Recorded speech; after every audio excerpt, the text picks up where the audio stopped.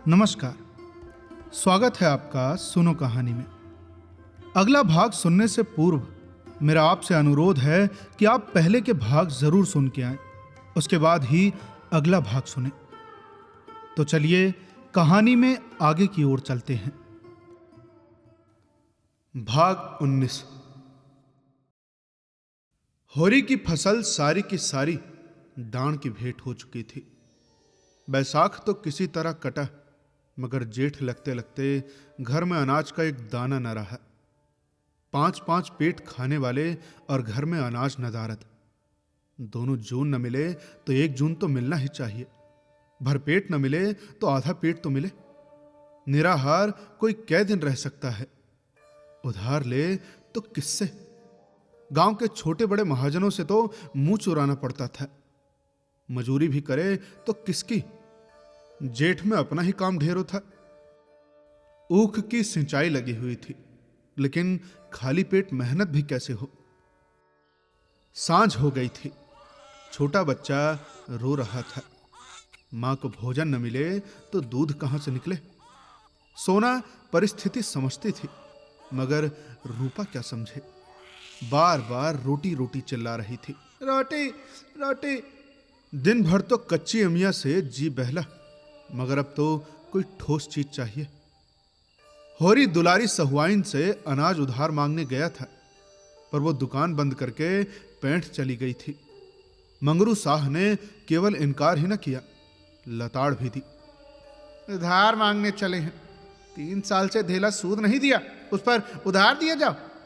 अब आकबत में देंगे। खोटी नीयत हो जाती है तो यही हाल होता है। भगवान से भी अनीति नहीं देखी जाती है। जब कारकुन की डांट पड़ी तो कैसे चुपके से रुपए उगल दिए। मेरे रुपए ही नहीं है, और महरिया है कि उसका मिजाज ही नहीं मिलता। वहां से रुआसा होकर उदास बैठा था कि पुन्नी आग लेने आई। रसोई के द्वार पर जाकर देखा तो अंधेरा पड़ा हुआ था। बोली, आज रोटी नहीं बना रही हो क्या भाभी जी? अब तो बेला हो गई। जब से गोबर भागा था, पुन्नी और धनिया में बोलचाल हो गई थी। होरी का एहसान भी मानने लगी थी। हीरा को अब वो गालियां देती थी। हत्यारा कहीं का, गौ हत्या करके भागा, मुंह में कालिख लगी है। घर कैसे आए? और आए भी तो घर के अंदर पांव न रखने दूं। अरे गौ हत्या करते इससे लाज भी ना आई। बहुत अच्छा तो तब होता जब पुलिस बांध कर ले जाती और चक्की पिसवाती। धनिया कोई बहाना न कर सकी। बोली, अरे रोटी कहां से बने? घर में दाना तो है ही नहीं। तेरे महतो ने बिरादरी का पेट भर दिया। बाल बच्चे मरे या जिए, अब बिरादरी झांकती तक नहीं। पोनिया की फसल अच्छी हुई थी और वो स्वीकार करती थी कि यह होरी का पुरुषार्थ है। हीरा के साथ तो कभी इतनी बरकत न हुई थी। बोली, अनाज मेरे घर से क्यों नहीं मंगवा लिया? वो भी तो महतो की ही कमाई है कि किसी और की? सुख के दिन आए तो लड़ लेना। अरे दुख तो साथ रोने से ही कटता है। अब मैं क्या ऐसी अंधी हूं कि आदमी का दिल नहीं पहचानती? महतो ने न संभाला होता तो आज मुझे कहां शरण मिलती। वो उल्टे पांव लौटी और सोना को भी साथ लेती गई। एक क्षण में 2 डल्ले अनाज से भरे लाकर आंगन में रख दिए। 2 मन से कम जौ न था।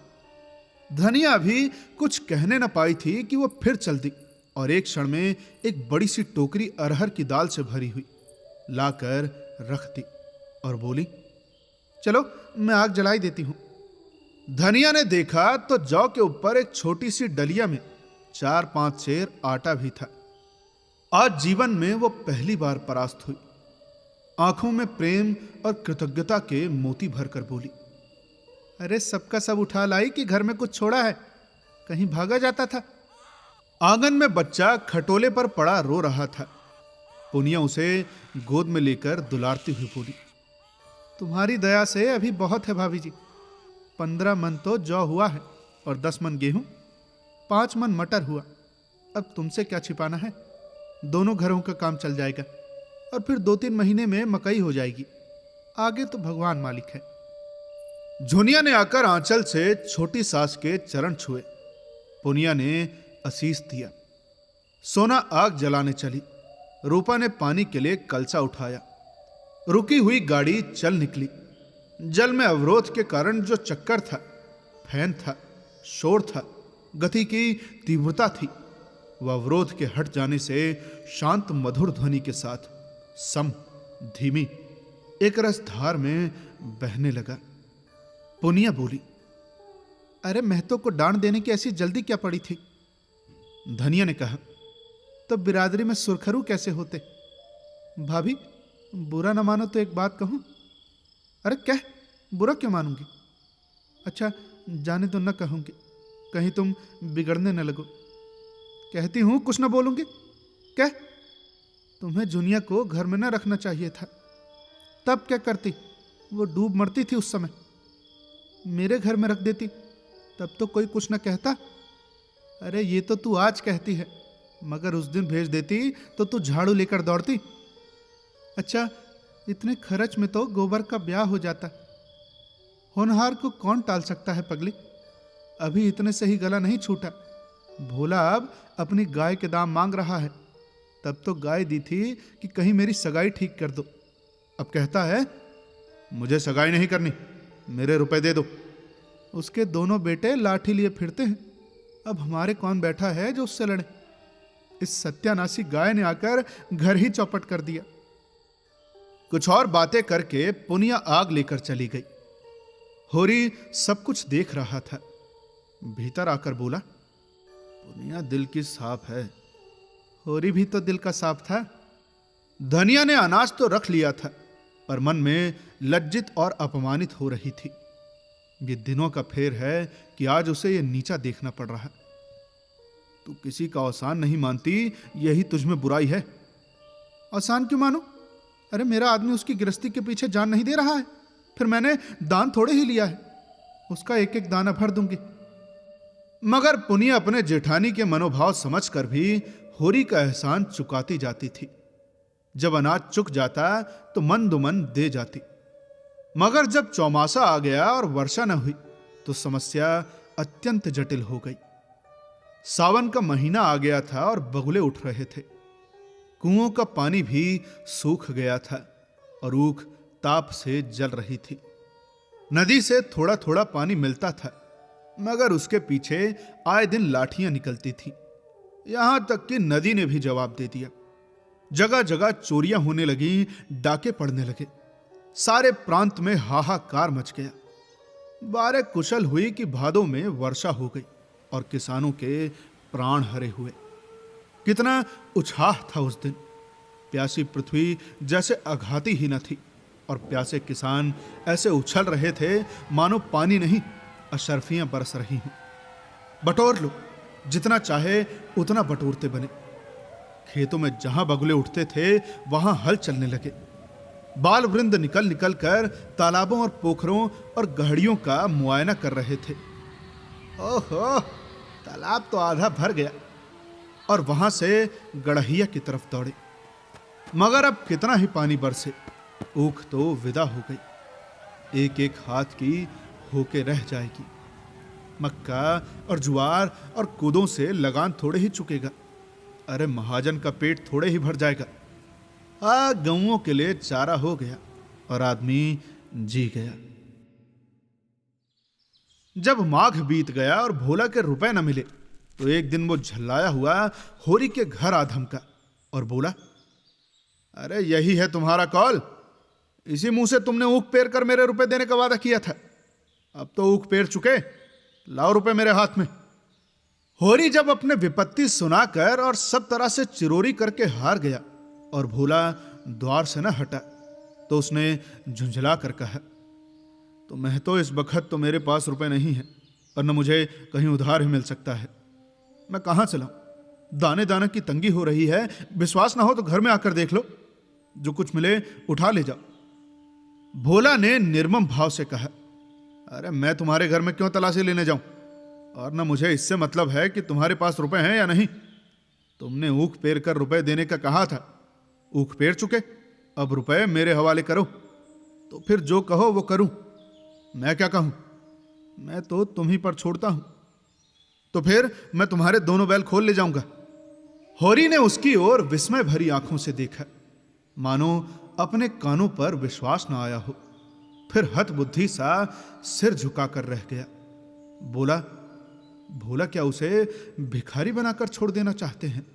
अरे दोनों बैल चले गए तब तो उसके दोनों हाथ ही कट जाएंगे। दीन स्वर में बोला, अरे भोला भाई, दोनों बैल ले लोगे तो मेरा सर्वनाश हो जाएगा, मगर अगर तुम्हारा यही धर्म कहता हो तो खोल ले जाओ। अरे तुम्हारे बनने बिगड़ने की मुझे परवाह नहीं है, मुझे अपने रुपए चाहिए बस। और जो मैं कह दूं कि मैंने रुपए दे दिए तो? भोला सन्नाटे में आ गया। उसे अपने कानों पर विश्वास ना आया। होरी इतनी बड़ी बेईमानी कर सकता है, यह संभव नहीं। उग्र होकर बोला, अगर तुम हाथ में गंगा जली लेकर कह दो कि मैंने रुपए दे दिए तो मैं सबर कर लूंगा। कहने का मन तो चाहता है, मरता मरता क्या न करता, लेकिन कहूंगा नहीं।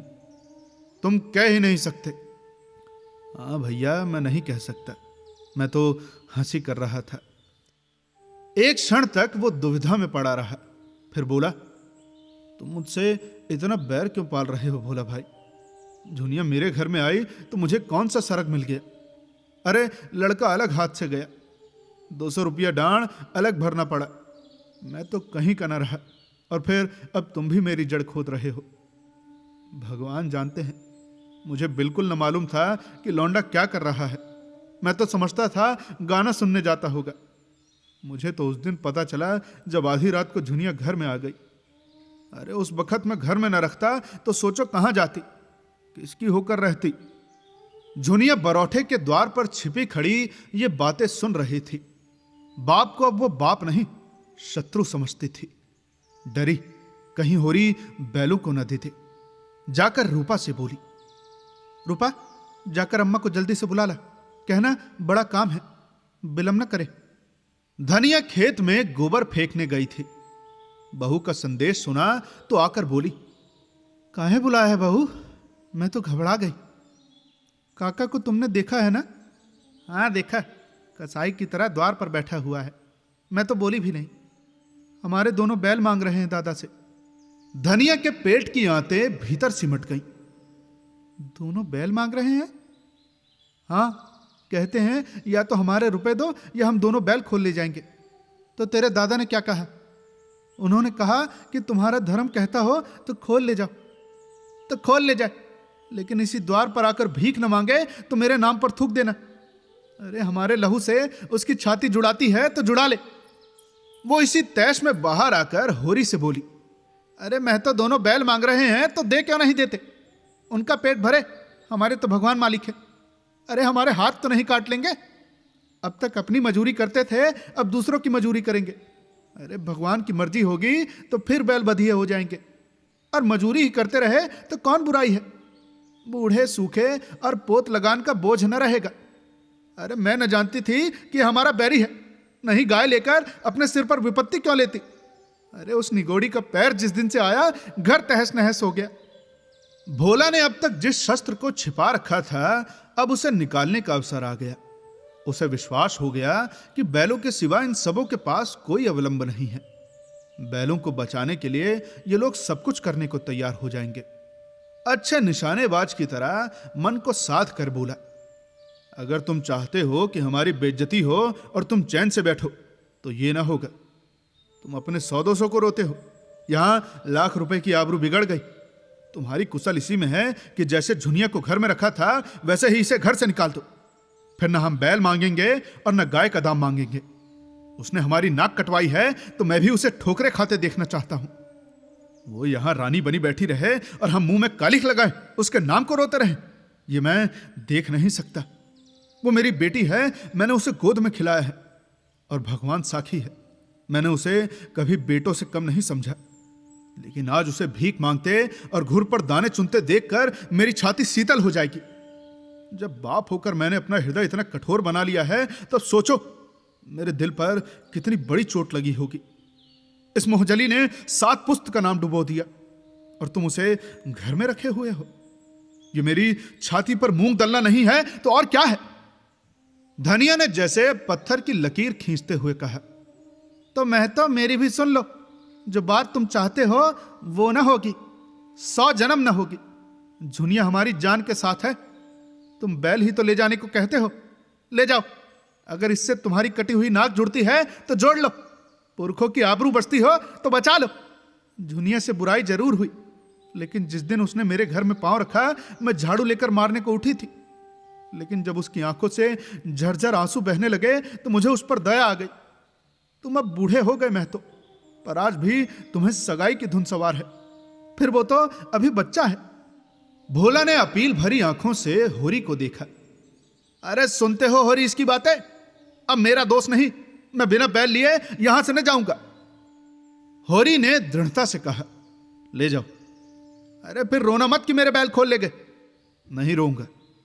भोला बैलों की पगहिया खोल ही रहा था कि झुनिया चकतियोंदार साड़ी पहने बच्चे को गोद में लिए बाहर निकल आई और कंपित स्वर में बोली, काका लो, मैं इस घर से निकल जाती हूं, और जैसी तुम्हारी मनोकामना है उसी तरह भीख मांग मांग कर अपने बच्चे का पेट पालूंगी, और जब भीख न मिलेगी तो कहीं डूब मरूंगी। भोला खिसिया कर बोला, दूर हो मेरे सामने से, भगवान न करे मुझे फिर तेरा मुंह देखना पड़े। कुलच्छनी, कुल कलंकिनी कहीं की, अब तेरे लिए डूब मरना ही उचित है। झुनिया ने उसकी ओर ताका भी नहीं। उसमें वो क्रोध था जो अपने को खा जाना चाहता था, जिसमें हिंसा नहीं आत्मसमर्पण है। धरती इस वक्त मुंह खोलकर उसे निगल लेती तो वो कितना धन्य मानती। उसने आगे कदम उठाया, लेकिन वो 2 कदम भी न गई थी कि धनिया ने दौड़कर उसे पकड़ लिया और हिंसा भरे स्नेह से बोली, तू कहां जाती है बहू? चल घर में, ये तेरा घर है, हमारे जीते भी और हमारे मरने के पीछे भी। डूब मरे वो जिसे अपनी संतान से बैर हो। इस भले आदमी को मुंह से ऐसी बात कहते लाज नहीं आती, मुंह पर धौंस जमाता है, नीच। ले जा, बैलों का रकत पी। झुनिया रोती हुई बोली, अम्मा जब अपना बाप होकर मुझे धिक्कार रहा है तो मुझे डूब ही मरने दे। मुझे भागिन के कारण तो तुम्हें दुख ही मिला, जब से आई तुम्हारा घर मिट्टी में मिल गया। तुमने इतने दिन मुझे जिस प्रेम से रखा मां भी न रखती। भगवान मुझे फिर जन्म दे तो तुम्हारी कोख से दे, यही मेरी अभिलाषा है। धनिया उसको अपनी ओर खींचती हुई बोली, अरे ये तेरा बाप नहीं है, तेरा बैरी है, हत्यारा। मां होती तो अलबत्ते उसे कलंक होता। ला सगाई, मेहरिया जूतों से न पीटे तो कहना। झुनिया सास के पीछे पीछे घर में चली गई। उधर भोला ने जाकर दोनों बैलों को खूंटे से खोला और हाँकता हुआ घर चला, जैसे किसी न्योते में जाकर पूरियों के बदले जूते पड़े हों। अब करो खेती और बजाओ बंसी। मेरा अपमान करना चाहते हैं ना सब, न जाने कब का बैर निकाल रहे हैं। नहीं, ऐसी लड़की को कौन भला आदमी अपने घर में रखेगा। सब के सब बेशरम हो गए हैं। अरे लौंडे का कहीं ब्याह ना होता था इसी से, और इस रांड झुनिया की ठिठाई देखो कि आकर मेरे सामने खड़ी हो गई। अरे दूसरी लड़की होती तो मुंह न दिखाती। आंखों का पानी मर गया है। सबके सब दुष्ट और मूर्ख भी हैं, समझते हैं कि झुनिया अब हमारी हो गई। अरे ये नहीं समझते जो अपने बाप के घर न रही वो किसी के घर नहीं रहेगी। समय खराब है, नहीं बीच बाजार में इस चुड़ैल धनिया के झूंटे पकड़कर खींचता। मुझे कितनी गालियां देती थी। फिर उसने दोनों बैलों को देखा, कितने तैयार हैं, अच्छी जोड़ी है। जहां चाहूं 100 रुपए में बेच सकता हूं, मेरे 80 रुपए खरे हो जाएंगे। अभी वो गांव के बाहर भी न निकला था कि पीछे से दाता दीन, पटेश्वरी, शोभा और 10-20 आदमी और दौड़े आते दिखाई दिए। भोला का लहू सर्द हो गया। अब फौजदारी हुई, मार भी पड़ेगी। वो कमर कसकर रुक गया। मरना ही है तो लड़कर मरेगा। दाता दीन ने समीप आकर कहा, अरे ये तुमने क्या अनर्थ किया भोला? उसके बैल खोल लाए। अरे वो कुछ बोला नहीं, इसी से शेर हो गए। सब लोग अपने अपने काम में लगे थे, किसी को खबर ना हुई। अरे होरी ने जरा सा इशारा कर दिया होता तो तुम्हारा एक एक बाल नुच जाता। अरे भला चाहते हो तो ले चलो बैल, जरा भी भलमनसी नहीं है तुम में। पटेश्वरी बोले, अरे ये उसके सीधेपन का फल है। तुम्हारे रुपए उस पर आते हैं, तुम्हारे रुपए उस पर आते हैं तो जाकर दीवानी में दबा करो, डिग्री कराओ। बैल खोल लाने का तुम्हें क्या अख्तियार है? अभी फौजदारी में दावा कर दे तो बंधे बंधे फिरो। भोला ने दब कर कहा, अरे तो लाला साहब, हम कुछ जबरदस्ती थोड़े ही खोल लाए, होरी ने खुद दिए। पटेश्वरी ने भोला से कहा, तुम बैलों को लौटा दो भोला। अरे किसान अपने बैल खुशी से देगा कि इन्हें हल में जोतेगा। भोला बैलों के सामने आके खड़ा हो गया। अरे हमारे रुपए दिलवा दो, हमें बैलों को लेकर क्या करना है? अरे हम बैल लिए जाते हैं, अपने रुपए के लिए दावा करो, और नहीं तो मारकर यहीं गिरा दिए जाओगे। रुपए दिए थे नगद तुमने, एक कुलच्छनी गाय बेचारी के सिर मर दी, और अब उसके बैल खोल लिए जाते हैं। भोला बैलों के सामने से न हटा, खड़ा रहा, गुमसुम दृढ़, मानो मर कर ही हटेगा। पटवारी से दलील करके वो कैसे पेश पाता। दाता दीन ने एक कदम आगे बढ़ाकर अपने झुकी कमर को सीधा करके ललकारा, अरे तुम सब खड़े ताकते क्या हो? मार के भगा दो इसको, हमारे गांव से बैल खोल ले जाएगा। बंशी बलिष्ठ युवक था, उसने भोला को जोर से धक्का दिया। भोला संभल न सका, गिर पड़ा। उठना चाहता था कि बंशी ने फिर एक घूंसा दिया। तभी पीछे से होरी दौड़ता हुआ आ रहा था। भोला ने उसकी ओर 10 कदम बढ़कर पूछा, ईमान से कहना होरी महतो, क्या मैंने बैल जबरदस्ती खोल लिए? दाता दीन ने इसका भावार्थ किया। अरे ये कहता है कि होरी ने अपने खुशी से बैल मुझे दे दिए, हम ही को उल्लू बनाते हैं। होरी ने सकुचाते हुए कहा, अरे बाबा, ये मुझसे कहने लगा या तो झुनिया को घर से निकाल दो या मेरे रुपए दो, नहीं तो मैं बैल खोल ले जाऊंगा। तो मैंने भी कहा कि मैं बहू को घर से तो ना निकालूंगा, न मेरे पास रुपए हैं। अगर तुम्हारा धर्म कहे तो बैल खोल लो। बस मैंने इनके धर्म पर छोड़ दिया और इन्होंने बैल खोल लिए। पटेश्वरी ने मुंह लटका कर कहा, अरे जब तुमने धर्म पर छोड़ दिया तब काहे की जबरदस्ती? उसके धर्म ने कहा तो लिए जाता है। जाओ भैया, बैल तुम्हारे हैं। दाता दीन ने समर्थन किया। हाँ भैया, जब धर्म की बात आ गई तो कोई क्या कहे। सबके सब होरी को तिरस्कार की आंखों से देखते परास्त होकर लौट पड़े, और विजयी भोला शान से गर्दन उठाए बैलों को ले चला। अब आगे की कहानी सुनने के लिए बने रहिए सुनो कहानी के साथ। मिलते हैं आपसे अगले भाग में। तब तक के लिए सुनते रहिए सुनो कहानी की अन्य कहानियां, और साथ ही साथ बताएं कि ये कहानी आपको कैसी लग रही है। धन्यवाद।